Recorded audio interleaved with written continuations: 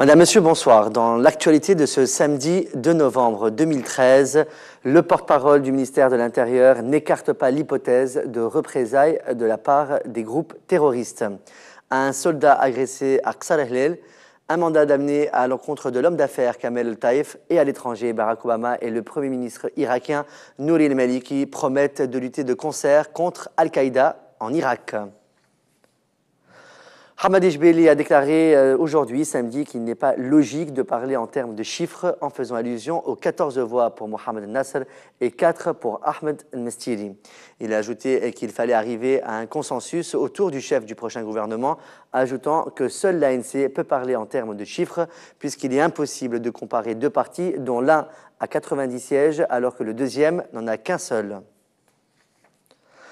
Intervenant vendredi, hier, donc sur les ondes de Mosaïque FM, le porte-parole du ministère de l'Intérieur, Mohamed Ali Al-Aroui, n'a pas écarté l'hypothèse de représailles de la part des groupes terroristes afin de venger leurs frères d'armes neutralisées lors des opérations sécuritaires.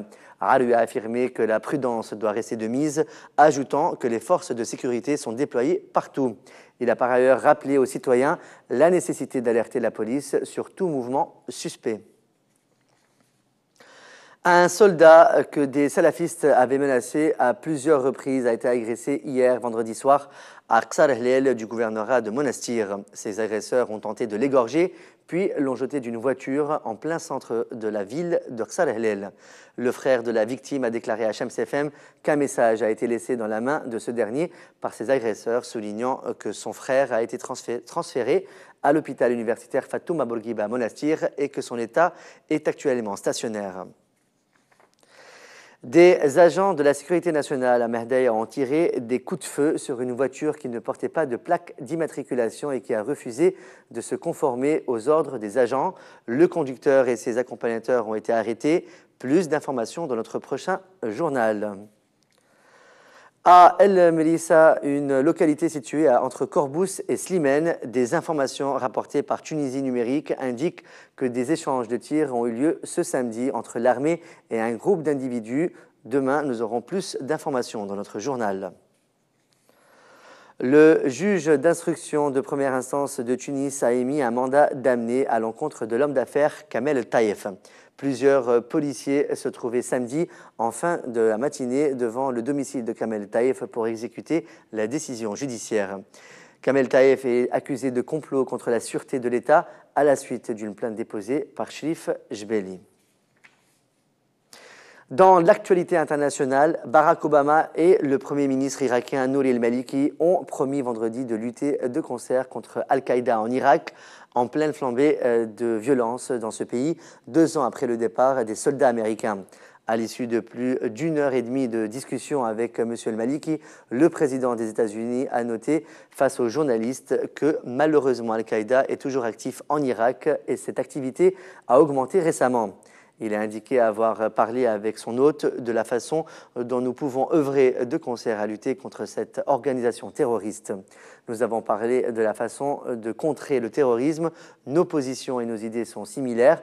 Nous avons discuté des détails de notre coopération en la matière, a expliqué pour sa part M. Maliki. Le chef des talibans pakistanais a été tué hier, vendredi, par un drone américain, a-t-on appris, de sources proches des services de sécurité et auprès du mouvement islamiste lui-même. Hakimullah Masoud, dont on ne connaît pas exactement l'âge, sans doute une trentaine d'années, était l'un des hommes les plus recherchés du Pakistan depuis son arrivée aux commandes de l'organisation en août 2009. Sa mort a été annoncée à plusieurs reprises par le passé avant d'être démentie, mais elle a cette fois été confirmée par les talibans. L'enterrement de Masoud a eu lieu secrètement dans la nuit de vendredi.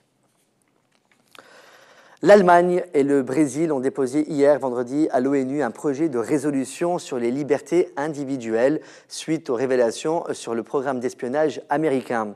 Le texte a été soumis à la Commission des droits de l'homme de l'Assemblée générale et ne mentionne aucun pays en particulier, mais il vise clairement les États-Unis. Il prône la mise en place de mécanismes de supervision pour garantir la transparence de l'État au niveau de la surveillance des communications. Plus de 330 millions de dollars de rançon auraient été versés entre 2005 et 2012 aux pirates agissant au large de la Somalie et de la Corne de l'Afrique, selon un rapport publié hier vendredi par la Banque mondiale. Entre 339 et 413 millions de dollars ont été versés en rançon après le détournement d'embarcations au large de Somalie et de la Corne de l'Afrique entre 2005 et 2012, indique ce document coécrit par Interpol et l'Office des Nations Unies contre la drogue et le crime. Établi notamment à partir des entretiens avec d'anciens pirates, le rapport assure qu'une grande partie de cet argent a été utilisée pour alimenter un vaste éventail d'activités criminelles allant du trafic d'êtres humains au financement de milices. Un homme armé d'un fusil d'assaut a tué un agent de sécurité et blessé plusieurs personnes hier, vendredi 1er novembre, à l'aéroport international de Los Angeles. Le tireur, identifié par le FBI comme Paul Anthony Ciancia, un habitant de Los Angeles âgé de 23 ans et originaire du New Jersey, a fait irruption dans le terminal 3 de l'aéroport à 9h20, 17h20 heure de Paris, armé, selon des sources policières, d'un semi-automatique AR-15 et a commencé à tirer sur les passagers. Il a réussi à passer le contrôle et a pénétré dans la zone d'embarquement avant d'être pris en chasse par la police. Blessé dans un échange de tirs avec les officiers, il a été arrêté et évacué dans un hôpital dans un état critique. Et avant de clore ce journal, voici les prévisions météorologiques de demain. Il y aura quelques nuages sur la plupart des régions avec un vent de secteur ouest faible à modéré de 15 à 30 km/h. La mer sera peu agitée, les températures maximales seront comprises entre 24 et 28 degrés sur le nord et le centre et entre 26 et 30 degrés sur le sud. C'est la fin de ce journal. Merci de votre fidélité. J'aurai le plaisir de vous retrouver lundi soir pour un nouveau journal. Sur ce, passez une très bonne fin de soirée sur notre chaîne. Bon week-end, à lundi soir.